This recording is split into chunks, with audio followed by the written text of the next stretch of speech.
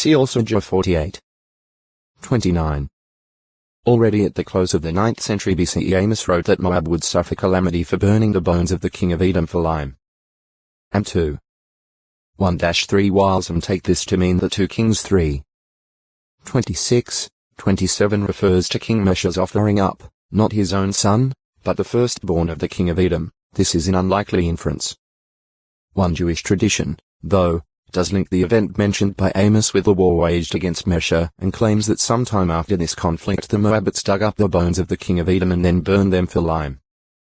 But the Bible record provides no basis for determining the time involved. Isaiah chapters 15, 16, apparently around the time of King Ahaz's death, and while Assyria dominated in the 8th century BCE, refer to one Moabite city after another as being in line for calamity.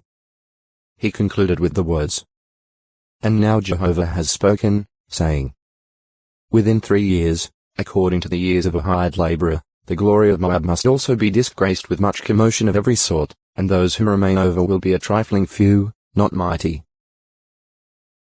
Issa 16. 14. From historical records, the fulfillment of the prophecies of Isaiah and Amos cannot be placed precisely in the stream of time. However, there is evidence that Moab did come under the Assyrian yoke. Assyrian king Tiglath-Pileser III mentions Salamanu of Moab among those paying tribute to him. Sennacherib claims to have received tribute from Kamuzanadbi, the king of Moab. And Assyrian monarch Esarhaddon and Otextoi acute Muritra Longo. Modia 422. Archaeological confirmation of the desolation of Moab, the Interpreter's Dictionary of the Bible observes. Archaeological exploration has shown that Moab was largely depopulated from ca. the beginning of the 6th century, and in many sites from ca. the 8th century. From the 6th century on, nomads wandered through the land until political and economic factors made a sedentary life possible again in the last centuries BC. Edited by G. A. Buttrick, 1962, Volume 3, p. 418. Compares 25. 8-11. Later, in fulfillment of Jeremiah 48. 47, Cyrus, the conqueror of Babylon, likely permitted Moabite exiles to return to their homeland. The accurate fulfillment of the prophecies concerning Moab cannot be denied. Centuries ago the Moabites ceased to exist as a people. J 48. 42. Today what are considered to have been such Moabite cities as Nebo, Heshbon, Aroer, Beth-Gamel, and Baal-Meon are represented by ruins. Many other places are now unknown. The sole explanation for the disappearance of the Moabites as a people is provided by the Bible. Noted the 1959 edition of the Encyclopaedia Britannica Volume 15, p. 629. Israel remained a great power while Moab disappeared. It is true that Moab was continuously hard-pressed by desert hordes. The exposed condition of the land is emphasized by the chains of ruined forts and castles which even the Romans were compelled to construct.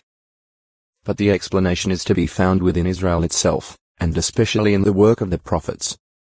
In view of the disappearance of the Moabites as a people, the inclusion of Moab at Daniel 11. 41 among nations in the time of the end 11. 40 is logically to be regarded in a figurative sense. The Moabites evidently refer to some of those that the king of the north does not succeed in bringing under his control. For information on the Moabite stone, see Meshano. 2. Modiamo dia possibly, appointed time seasonal festival. Meeting of Jah. A priestly paternal house of which Piltai was the head in the days of Joachim.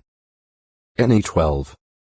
12, 17. It has been suggested that Modia is a variation of the name Mahdia, and that Modia is the same person as the priest Mahdia who accompanied Zerubbabel to Jerusalem after the Babylonian exile. Ne 12. 1, 5. Modesty. An awareness of one's limitations. Also chastity or personal purity. The Hebrew root verbs na is rendered be modest in Micah 6. 8, its only occurrence. The related adjectives nu immodest occurs in Proverbs 11. 2, where it is contrasted with presumptuousness. Although some modern scholars believe that the sense of this root is be cautious, careful, judicious, many take it to mean be modest.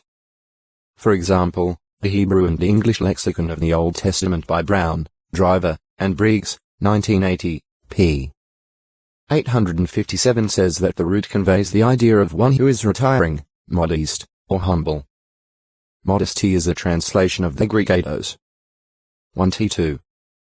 9 middle.do is used in a moral sense, expresses the thought of reverence, or respect for the feeling or opinion of others, or for one's own conscience, and so expresses shame, self-respect, a sense of honor, sobriety, and moderation.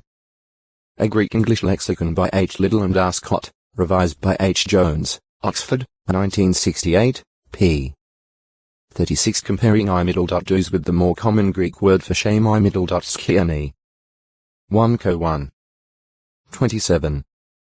PHP 3. 19. Lexicographer Richard Trench says that middle.do's is the nobler word, and implies the nobler motive. In it is involved an innate moral repugnance to the doing of a dishonorable act, which moral repugnance scarcely or not at all exists.